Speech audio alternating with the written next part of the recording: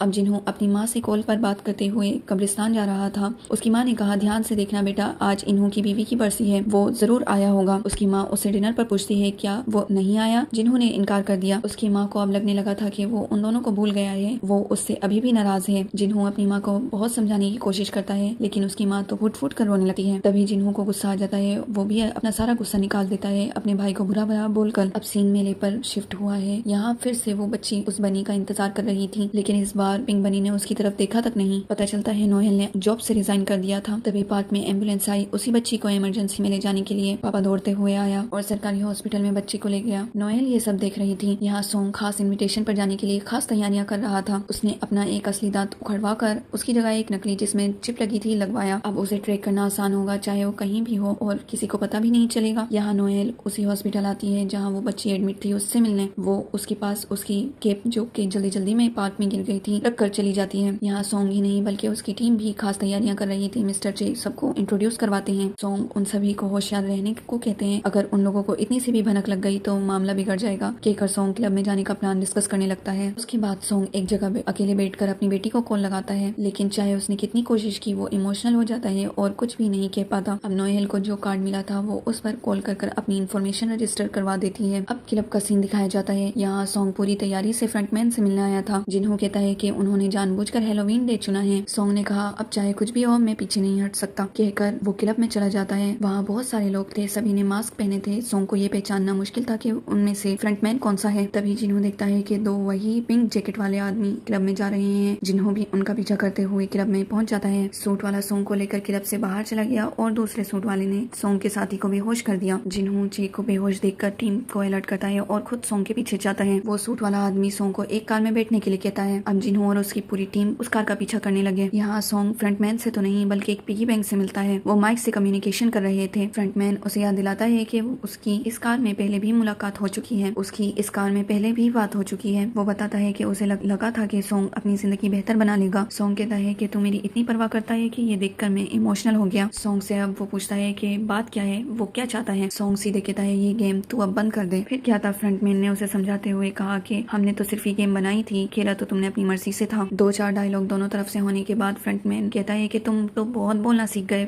Song की हूं, तुम रोकना चाहते हो मुझे।